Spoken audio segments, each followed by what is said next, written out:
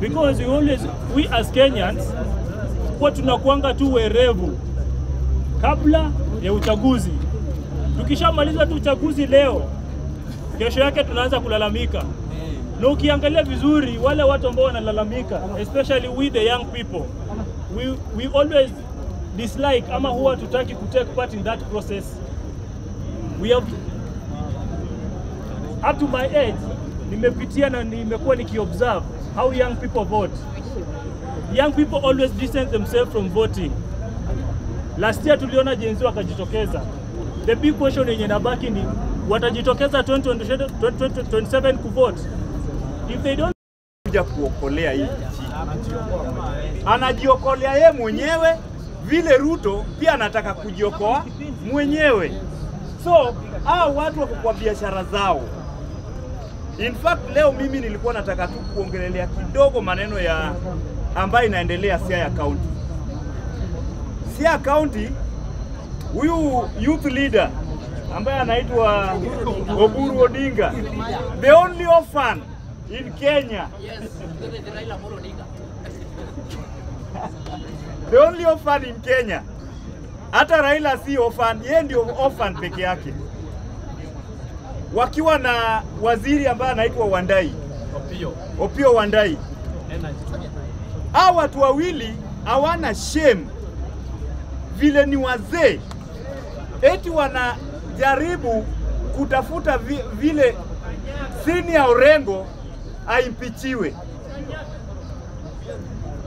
How shame are you, Mr. Dr. Oburu Odinga? We ni mzee, badala uangalie kaunti yako vile inaweza endelea, unatafuta njia ya kuimpeach mwenzako. Sababu nakula pesa kidogo kidogo kutoka kwa Ruto. Shame on you. Shame on you. Shame on you. Sisi kama wananchi tunaona vile Kenya saa hii inaendelea. William Samoei Ruto analyze sugar factory zote. Watu wakiongelelea tunaambiwa ya kwamba William Ruto ako correct. Ni nini ambaye William Ruto ameona ili alize vitu za Western region zote? Tunahitaji uongozi upya katika hii nchi. In fact, kutoka William Ruto kuteremka chini hadi akina Gachagua, akina Raila wote. Hao watu wametuchosha. Wamechosha hii nchi kutukula kila siku. Inafaa sisi kama wananchi watukufu tuangalie leadership ambayo inaweza ongoza hii nchi vizuri. Tunaona vile yule kiongozi wa Togo amefanya kitu. Amefunga watu 80 sababu ya corruption. Na amefunga mawaziri, watu wote wa serikali amefunga 80. Je, hiyo kitu inawezekana hapa Kenya? Kama leadership wetu ambaye ni president ndiye corrupt, atafunga nani? Yeye ndiye corrupt, atafunga nani? Haezi funga. Hiyo ndio maana tunahitaji uongozi upya katika hii nchi. Na tunaambia Mr. Dr. Oburu Odinga, tafadhali wacha James Orengo afanye kazi yake. Wewe ulichaguliwa kama senator. Na in fact inafaa hii ndio iwe muda wako wa mwisho. Uende ukae na wajukuu wako. Usisimame tena 2027. Kwani unataka kwenda kwa hiyo nini? Unataka kuende nayo? Unataka kuende nayo? Hapana, haiwezekani. Wewe ni mzee, umezeeka. Enda nyumbani upumzike. Na wewe Minister wa Energy, badala ufanye kazi yako, usambaze umeme Kenya mzima. Wewe unaona umeme yako ni ya kutoa ni ya kutoa governor. Ni ya kuimpeach governor. Shame on you. Fanya kazi, wacha asira ndogo ndogo ya kwamba mkiambiwa ukweli mnaona ati mnapigwa kwa serikali. Hii serikali imeoza. Hii serikali imeoza. Imeoza kabisa. In fact, even you Mr. Wandai umeoza. Sababu uko wapi? Uko kwa hiyo serikali.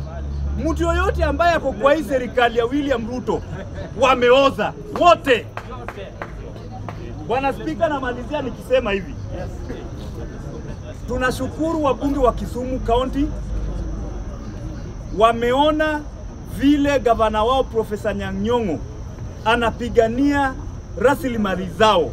Yes. Na wamesimama na gavana wao kupinga lizi ya hizo sugar companies. Na sisi tunaambia William Ruto hivi, within 2 weeks kama utakuwa reject hizo vitu ambao umesign, sisi kama watu wa Western Region tutaandamana na tukuje kwa ofisi yako kutoka Western Province, Nyanza Province, wote tutakuja kwa ofisi yako ili turudishe sugar companies zetu kwa mikono yetu, si kwa mikono yako na wakora wako. Asante. Kitu ya pili, mimi nataka kuambia mtu wa Munyoro, rafiki yangu Jeffrey Rigathi, Dr. Jeffrey Rigathi Gachagua, haye akitaka vizuri ili aweze kuchukua hii nchi, akumbuke Matiang'i anasimama na Jubilee. Sasa wa Munyoro akilaunch chama, aende atafute Jubilee mahali iko, atafute SG, wakae chini waongee. Bwana Spika, jambo la mwisho nikimalizia, nimesikia leo kuna watu wanafanyiwa interview pale wa kupandishwa cheo ya ASAP kwa department ya police. CEO ameannounce hivyo wa Kenya Police. Mimi nataka kusema hivi, this nation we will forever suffer if the constitution will remain the same. Ndio maana today we are having judges ambao wanavalia white gowns, wanakaa Father Christmas, wanafanya ile kitu ambayo ilikuwa inafanywa kwa wakoloni na ambayo inafanywa na wakoloni. Mimi nataka kusema hivi, hawa watu ambao wanaenda kuingia kwa zile ofisi za security wa make sure haki ya wananchi imepatikana, na hawa Father Christmas ambao wanafanya judgment wajue leo tumekuwa na kesi ya Lex na haijamalizika. Kuna kesi ya Baby Pendo, mtoto wa miaka 8, bado kesi iko. We are coming for you, na tuna make sure hii nchi imeenda the right way. Mungu awabariki.